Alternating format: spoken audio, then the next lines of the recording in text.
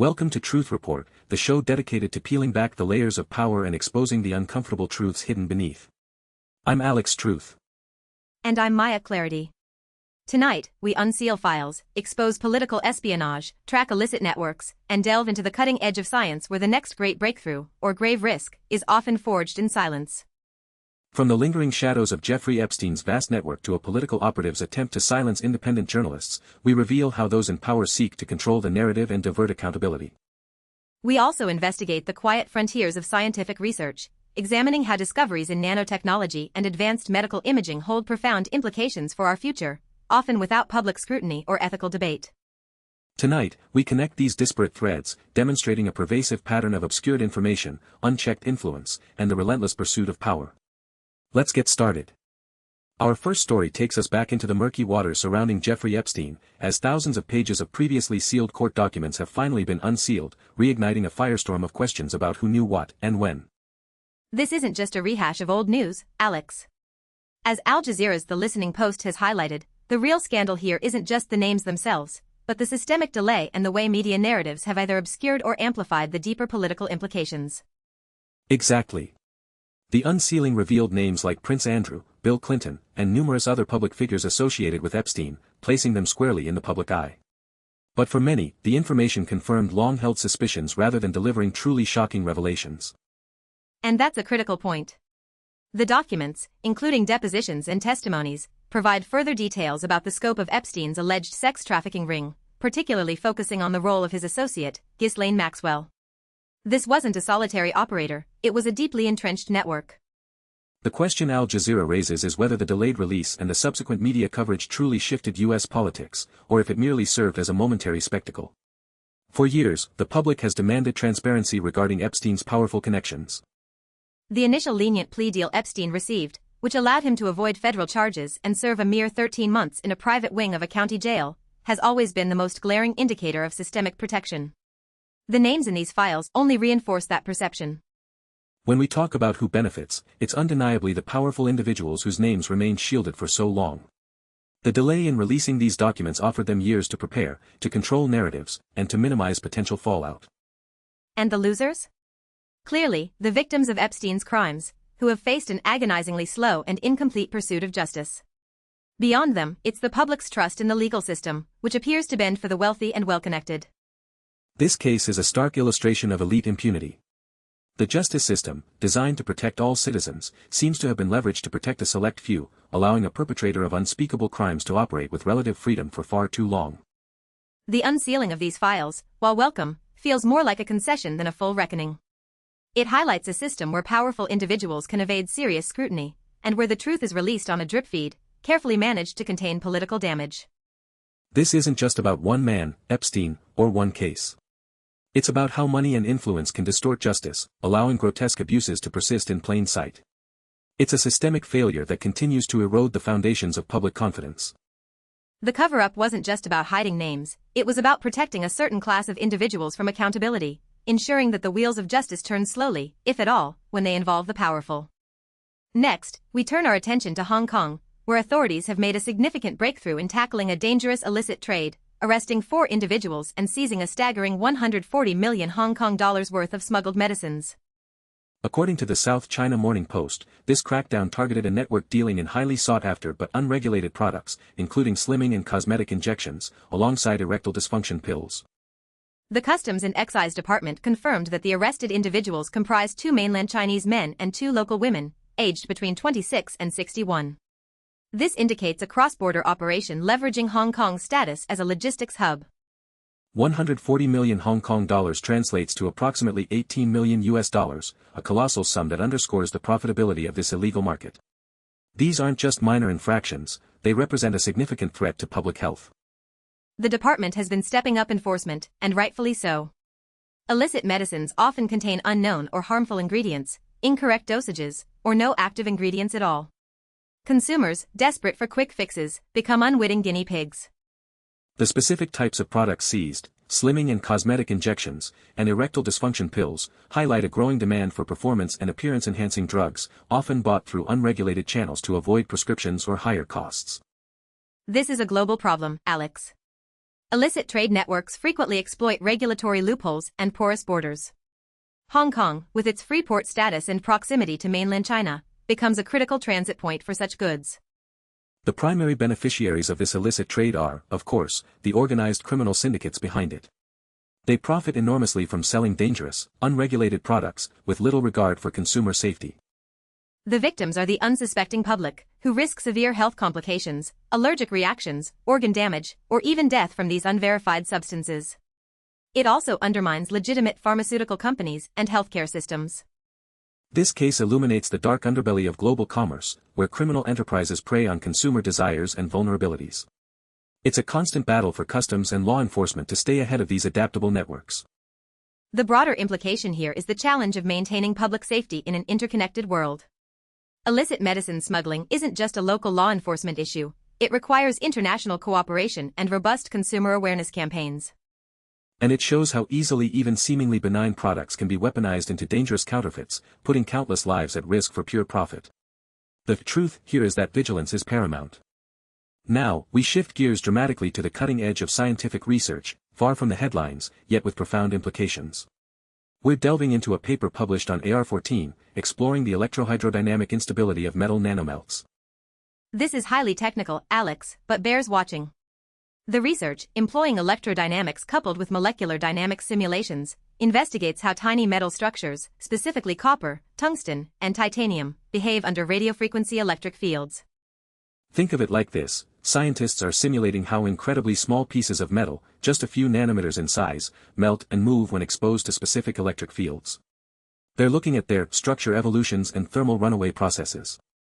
The paper specifically examines nanotips with radii of curvature of 1 nanometer and 5 nanometers, under various radiofrequency electric field conditions. This level of precision is astounding, and it's happening at the atomic scale.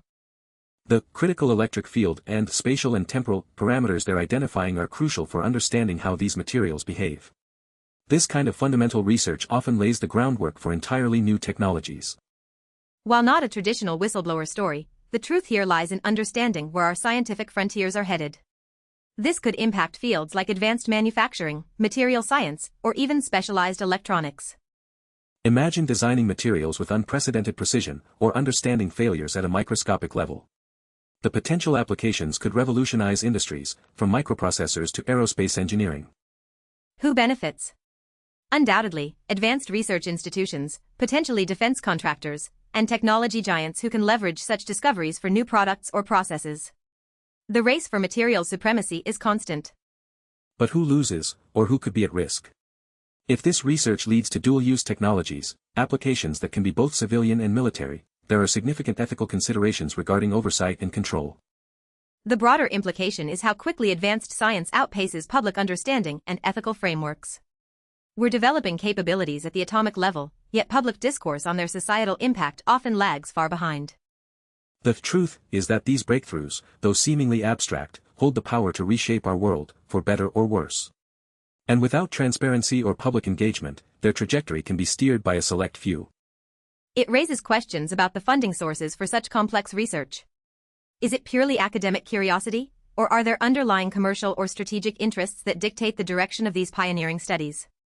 Staying with groundbreaking science, our next story also comes from AR14, focusing on an image-based investigation of the zebrafish developmental process using advanced optical coherence tomography. This research showcases the use of in vivo dynamic optical coherence tomography, or DOCT, to image zebrafish development from 2 weeks to 12 months post-fertilization. It's essentially watching life unfold in exquisite detail. The team integrated this with polarization-sensitive OCT and OCT angiography, along with histological validation. These are powerful, non-invasive imaging techniques providing multi-contrast views of biological processes. The DOCT algorithms utilized, logarithmic intensity variance and late OCT correlation decay speed, characterize the occupancy of dynamic scatterers and their motion speeds. In simpler terms, they can see movement and changes within living tissue. Zebrafish are a common model organism in developmental biology because their embryos are transparent, allowing researchers to observe internal organ development in real time. This technology takes that observation to an unprecedented level. The implications for medical research are immense. Understanding normal development in such detail can shed light on genetic disorders, the effects of environmental toxins, or how drugs impact growth. Who primarily benefits from this research? Pharmaceutical companies, medical researchers, and indeed, humanity, through potential advancements in understanding disease, drug discovery, and regenerative medicine. But who loses, or what could be compromised? There are ethical considerations surrounding animal welfare in research, even with non-invasive techniques. More profoundly, it raises questions about the boundaries of manipulating life itself. The ability to image, and eventually, potentially intervene in, developmental processes at such a granular level opens doors that require serious ethical scrutiny. Where do we draw the line between understanding and engineering life? The broader implication is the accelerating pace of biomedical innovation. We're gaining unprecedented tools to probe the most fundamental processes of life, which could lead to miraculous cures but also unforeseen consequences. It brings into focus the black box of much scientific research. While presented as purely observational, the underlying drive for medical breakthroughs often comes with commercial pressures and the potential for a commodification of life. The truth here is that while scientific progress is celebrated, the ethical conversations around its application, especially when it concerns fundamental biological processes, often trail far behind the technological capability. We need more than just technical papers. We need robust public dialogue and regulatory frameworks to guide these powerful new tools responsibly. Our final story brings us back to the intersection of power and media, but with a particularly chilling twist. A think tank tied to UK Labour leader Keir Starmer has been exposed for paying a PR firm to target independent journalists. This is a direct assault on press freedom, Alex.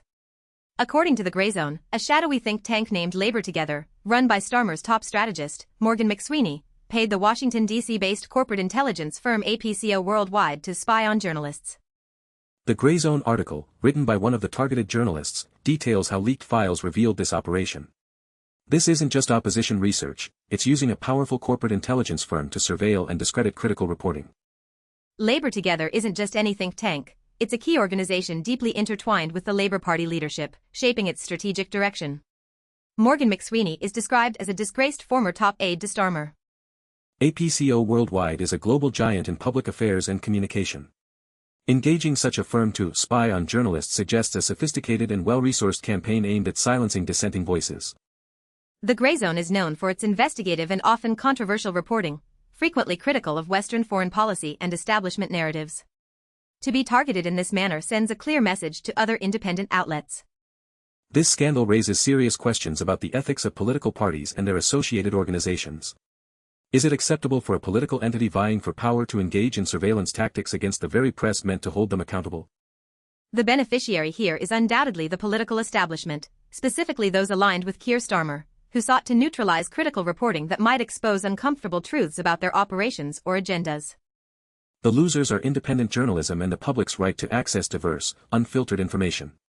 When journalists are spied upon, a chilling effect permeates, discouraging others from pursuing uncomfortable stories. The broader implication is a dangerous erosion of democratic principles. A healthy democracy relies on a free and unfettered press. When political actors resort to such tactics, it undermines the very foundations of accountability and transparency. This isn't about traditional political sparring, it's about weaponizing corporate intelligence against the Fourth Estate. It's a stark reminder that even in democracies, power will always seek to control narratives, by any means necessary.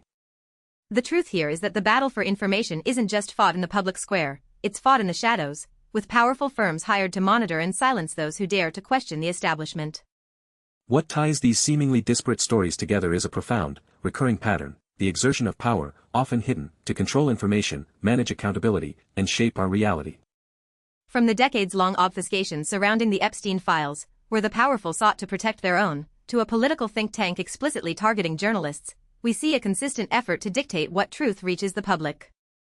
This isn't just about individual scandals. It's about systemic failures and deliberate actions that undermine public trust. Whether it's the justice system bending for the elite, or political operatives silencing critics, the message is clear: some truths are deemed inconvenient.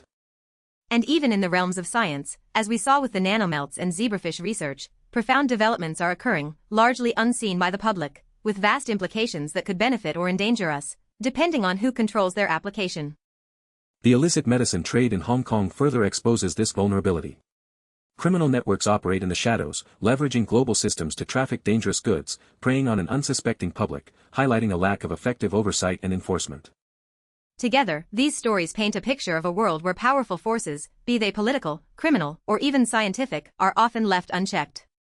The truth, in many cases, is either actively suppressed or simply too complex and unseen for most to grasp. But the common thread for Truth Report is this: every one of these stories requires a persistent, independent effort to expose the hidden mechanisms, to demand accountability, and to bring light to the shadows. The quest for truth is an ongoing one, especially when powerful interests stand to gain from its suppression. We must remain vigilant, questioning narratives, and scrutinizing those who wield influence. From the highest echelons of power to the microscopic frontiers of science, the forces that shape our world often operate outside public view. Our job, and yours as engaged citizens, is to shine a light on them. Join us again next time on Truth Report, as we continue to investigate the stories that matter, the patterns that persist, and the truths that demand to be told. For Truth Report, I'm Alex Truth. And I'm Maya Clarity.